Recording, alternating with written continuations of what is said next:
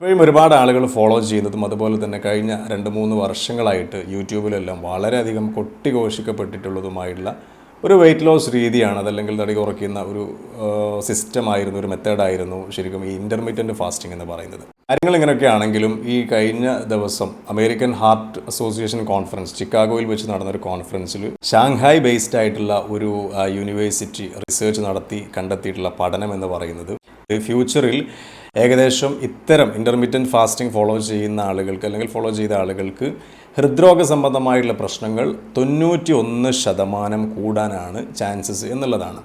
അപ്പോൾ നമ്മൾ മനസ്സിലാക്കേണ്ടത് ഓരോ കാലഘട്ടത്തിലും ഓരോ ട്രെൻഡുകൾ നമ്മുടെ നാട്ടിലേക്ക് വരാറുണ്ട്. ഇപ്പോൾ ഇൻ്റർമീഡിയൻറ്റ് ഫാസ്റ്റിങ്ങിൻ്റെ മുമ്പായിട്ട് കീറ്റോ ഡയറ്റ് ആയിരുന്നു, അതിന് മുമ്പായിട്ട് LCHF ഉണ്ടായിരുന്നു. ഇങ്ങനെ ഒരുപാട് ഡയറ്റ് രീതികൾ, ഇതുപോലുള്ള ഒരുപാട് ഡയറ്റുകൾ ലോകത്ത് പലയിടത്തും ഉണ്ടായിട്ടുണ്ട്. ഇതിപ്പോൾ നമുക്ക് കേട്ടുകേൾവിയുള്ള 1-2 ഡയറ്റ് രീതികളാണ് ഞാൻ പറഞ്ഞിട്ടുള്ളത്. മെഡിറ്ററേനിയൻ ഡയറ്റ് ഉണ്ട്, ഡീറ്റോക്സ് ഡയറ്റ് ഉണ്ട്, ലോ ഫാറ്റ് ഡയറ്റ് ഉണ്ട്, ലോ കാർബ്സ് ഡയറ്റ് ഉണ്ട്, അതുപോലെ പ്ലാന്റ് ബേസ്ഡ് ഡയറ്റ് ഉണ്ട്. ഒരുപാട് ഡയറ്റ് രീതികൾ ഇന്ന് ലോകത്തുണ്ട്. ഈ ഒരു ട്രെൻഡ് എന്ന് പറയുന്നത് ഏതെങ്കിലും നാട്ടിൽ ഏതെങ്കിലും രാജ്യത്ത് അവരുടെ കാലാവസ്ഥക്കനുസരിച്ച് അവരുടെ കൾച്ചർ അവരുടെ ഭക്ഷണ രീതി അനുസരിച്ച് ആ നാട്ടിൽ ഏതെങ്കിലും ഒരാൾ ചിട്ടപ്പെടുത്തി എടുക്കുന്ന ഒരു ഡയറ്റ്. ചിലപ്പോൾ ഈ ഒരു സിസ്റ്റം കണ്ടെത്തിയ ആൾക്കോ അല്ലെങ്കിൽ ഇദ്ദേഹം റെഫർ ചെയ്തിട്ടുള്ള മറ്റോ 1-2 പേർക്കോ ഇത് റിസൾട്ട് കിട്ടിയേക്കാം. അത്രമാത്രം ശാസ്ത്രീയമാണെന്നോ മറ്റോ പഠനങ്ങളൊന്നും നടക്കാതെ ഇത് ലോകത്തെ പല ഭാഗങ്ങളിലേക്കും സ്പ്രെഡ് ചെയ്ത് പല പേരുകളിൽ നമ്മുടെ നാട്ടിലേക്കും വന്ന് നമ്മളത് അപ്പാടെ സ്വീകരിച്ച് അത് ഫോളോ ചെയ്ത് ഇത് എത്രത്തോളം നമ്മുടെ ശരീരത്തിന് യോജിച്ചതാണെന്നൊന്നും ചിന്തിക്കാതെ ഇത്തരം രീതികൾ ഫോളോ ചെയ്ത് അപകടത്തിലേക്ക് പോകുന്ന ഒരുപാട് ആളുകളുണ്ട്. ഇപ്പോൾ മുമ്പ് കീറ്റോ ഡയറ്റ് ചെയ്ത് നമ്മുടെ രാജ്യത്ത് തന്നെ ജീവഹാനി സംഭവിച്ച ഒരുപാട് ആളുകളുണ്ട്. സെലിബ്രിറ്റീസൊക്കെ എടുത്ത് നോക്കുകയാണെങ്കിൽ ഇപ്തി മുഖർജി എന്ന് പറയുന്ന ഒരു ബംഗാളി ആക്ട്രസ് ഇതുപോലെ കീറ്റോ ചെയ്തിട്ട് മരണമടഞ്ഞിട്ടുണ്ടായിരുന്നു. അതുപോലെ തന്നെ 2-3 വർഷങ്ങൾക്ക് മുമ്പ് വിജയ് സ്പന്ദന എന്ന് പറയുന്ന ഒരു കന്നഡ ആക്ട്രസ്, ഒരു ബാംഗ്ലൂരു ബേസ്ഡ് ആയിട്ടുള്ള കന്നഡ ആക്ട്രസ്, ഇവർ കുടുംബത്തോടൊപ്പം തായ്ലൻഡിൽ ടൂർ ആഘോഷിച്ചുകൊണ്ടിരിക്കുന്ന സമയത്തായിരുന്നു പെട്ടെന്ന് കൊലാപ്സ് ആയി അറ്റാക്ക് വന്ന് അവർ മരിച്ചിട്ടുണ്ടായിരുന്നു. അപ്പോൾ അവരും ചെയ്തിട്ടുള്ളത് കീറ്റോ അതുപോലെ എക്സ്ട്രീം ലെവലിലേക്ക് എക്സസൈസും കൂടെ കൊണ്ടുപോയി അങ്ങനെയായിരുന്നു അവർക്ക് മരണം സംഭവിച്ചിട്ടുണ്ടായിരുന്നത്.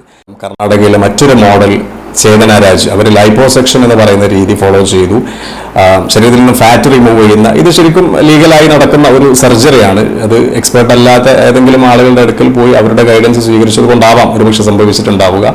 ഈ വെയിറ്റ് ലോസ് എന്ന് പറയുന്നതിൻ്റെ കാതലായ ഒരു വശം എന്ന് പറയുന്നത് നമ്മൾ കഴിക്കുന്ന ഭക്ഷണങ്ങൾ ഉൾപ്പെടുത്തിക്കൊണ്ട് തന്നെ, വെജ് ആവട്ടെ നോൺ വെജ് ആവട്ടെ അരിഭക്ഷണം ആവട്ടെ അതുപോലെ തന്നെ പച്ചക്കറികൾ മറ്റ് ഫാറ്റ് റിച്ച് ആയിട്ടുള്ള ഭക്ഷണങ്ങൾ എല്ലാം ഉൾക്കൊള്ളിച്ചുകൊണ്ട് ഒരു ബാലൻസ്ഡ് ഡയറ്റ് ഫോളോ ചെയ്യുക എന്നുള്ളതാണ്. ഈ ബാലൻസ്ഡ് ഡയറ്റ് എന്ന് പറയുമ്പോൾ ഒരു 1000 അതായത് 1000 കാലറിയിൽ നിന്നും ചുരുങ്ങി പോവാതെ, ഇപ്പോൾ ഈ ICMR Indian council of medical research ഇവരും പറയുന്നത് ഇത് തന്നെയാണ്. 1000-ന്റെ താഴേക്ക് വരാൻ പാടില്ല. ചില ആളുകൾ പട്ടിണി കിടന്ന് ഏതെങ്കിലും തരത്തിലൊന്ന് വെയിറ്റ് കുറഞ്ഞ് കിട്ടി കണ്ടാൽ മതി എന്നുദ്ദേശിച്ച് ചിലപ്പോൾ 600 കാലറി എക്സ്ട്രീം കാലറി റെസ്ട്രിക്ഷൻസിലേക്ക് പോകുന്ന ആളുകളുണ്ട്. അപ്പോൾ ഇത്തരം അനാരോഗ്യകരമായ രീതികളിലേക്ക് പോകാൻ എക്സ്പേർട്ട് ആയിട്ടുള്ള ഒരു ഗൈഡിൻ്റെ സപ്പോർട്ട് സഹായം തേടുക. നിങ്ങളുടെ ശരീരത്തെക്കുറിച്ച് നിങ്ങൾക്ക് അറിവുള്ള കാര്യം കോച്ചുമായി ഡയറക്റ്റ് കമ്മ്യൂണിക്കേറ്റ് ചെയ്യുക. ഇത്തരം രീതി ഫോളോ ചെയ്യുന്ന ആളുകൾക്ക് വളരെ ഹെൽത്തി ആയിട്ടുള്ളതും അതുപോലെ തന്നെ യാതൊരു സൈഡ് എഫക്റ്റും ഇല്ലാതെ കൺസിസ്റ്റൻ്റ് ആയിട്ട് നിലനിൽക്കുന്നതുമായിട്ടുള്ള വെയിറ്റ് ലോസ് ഉണ്ടാക്കിയെടുക്കാൻ സാധിക്കുന്നുണ്ടാവും.